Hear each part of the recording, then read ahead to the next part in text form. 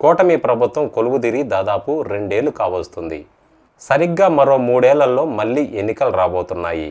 అయితే ఒకవైపు ముఖ్యమంత్రి చంద్రబాబు నాయుడు గారు తన మార్కు అభివృద్ధిని చూపిస్తుంటే, మరోవైపు ఉప ముఖ్యమంత్రి పవన్ కళ్యాణ్ గారు మాత్రం క్షేత్రస్థాయిలో పాలనను పరుగులు పెట్టిస్తున్నారు. కానీ ప్రతిపక్ష నేత జగన్మోహన్ రెడ్డి గారు మాత్రం ప్రజల్లోకి జగన్ అనే పేరుతో సరికొత్త వ్యూహంతో ముందుకు వస్తున్నారు.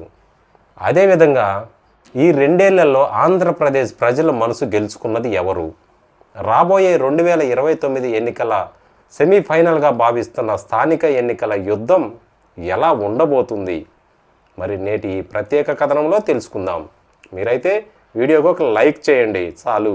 2026 నాటికి కూటమి ప్రభుత్వం తమ సూపర్ 6 హామీలలో ప్రధానమైన వాటిని ఒక కొలిక్కి తెచ్చింది. ఉచిత గ్యాస్ సిలిండర్లు, అదేవిధంగా ఆర్టీసీ బస్సులలో మహిళలకు ఉచిత ప్రయాణం వంటి పథకాలను క్షేత్రస్థాయిలో అమలవుతున్నాయి. అయితే తల్లికి వందనం మరియు నిరుద్యోగ భృతి విషయంలో మాత్రం ఆంధ్రప్రదేశ్ ప్రభుత్వం అందుతున్న లబ్ధిలపై సోషల్ మీడియాలో మాత్రం పెద్ద ఎత్తున చర్చకు దారితీస్తున్నాయి. ముఖ్యంగా అమరావతిలో మౌలిక సదుపాయాల పనులను వేగవంతం కావడం, అదేవిధంగా ఐటీ కంపెనీల రాకతో యువతలో కొంత సానుకూలత కనిపిస్తుంది. కానీ నిత్యావసర ధరలు మాత్రం ఆకాశాన్ని అంటాయి.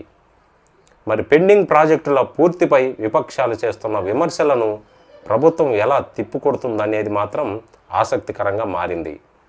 అయితే ఇవన్నీ ఇలా ఉంటే వైసీపీ ప్రభుత్వం గత ఓటమి నుంచి పాఠాలు నేర్చుకొని 2029 నాటికి పూర్తి స్థాయిలో పుంజుకునే ప్రయత్నం అయితే చేస్తుందట. మరి జగన్మోహన్ రెడ్డి గారు తాడేపల్లి నివాసంలోకే పరిమితం కాకుండా ప్రజల్లోకి వచ్చి ప్రతి జిల్లాలో పర్యటిస్తున్నారట.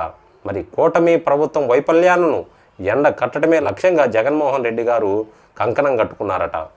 ముఖ్యంగా వాలంటీర్ వ్యవస్థ స్థానంలో వచ్చిన కొత్త వ్యవస్థలో లోపాలను ప్రజల్లోకి తీసుకెళ్లడంలో వైసీపీ ప్రభుత్వం సక్సెస్ అవుతుందా, లేక పార్టీ వీడిన నేతలను మళ్ళీ చేర్చుకుంటారా, లేదా కొత్త రక్తంతో ముందుకు వెళ్తారా అనేది మాత్రం ఇప్పుడు ఏపీ పాలిటిక్స్లో బిగ్ క్వశ్చన్గా మారింది.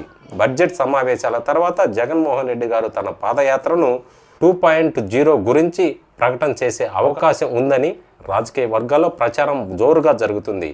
ఇక జనసేన పార్టీ పవన్ కళ్యాణ్ గారి మాత్రం గ్రాఫ్ గత 2 ఏళ్లలో విపరీతంగా పెరిగింది. కేవలం సినిమా గ్లామర్తోనే కాకుండా పంచాయతీరాజ్ శాఖల్లో ఆయన తీసుకొచ్చిన సంస్కరణలు గ్రామీణ ప్రాంతాల్లో ప్రజలకు చేరువయ్యేలా చేశాయి. కూటమి ప్రభుత్వంలో జనసేన ప్రాధాన్యత పెరగడం, అటు చంద్రబాబు గారితో సమన్వయం పాటిస్తూనే తనకంటూ ఒక ప్రత్యేక ముద్ర వేయడంలో పవన్ కళ్యాణ్ గారి రాజకీయ పరిణితికి నిదర్శనమని చెప్పుకోవచ్చు. మరి పవన్ కళ్యాణ్ గారు 2029లో పవన్ కళ్యాణ్ గారి పాత్ర ఏమిటి అనేది మాత్రం ఇప్పటి నుంచే ఆసక్తికర రేపుతుంది. మొత్తానికి ఆంధ్రప్రదేశ్ రాజకీయం ముక్కోనపు పోటీలా కాకుండా అభివృద్ధి వర్సెస్ ప్రజా వ్యతిరేకత అనే కోణంలో సాగుతుంది. మరో మంచి వీడియోతో మళ్ళీ మీ ముందుకు వస్తాం. అంతవరకు ధన్యవాదాలు.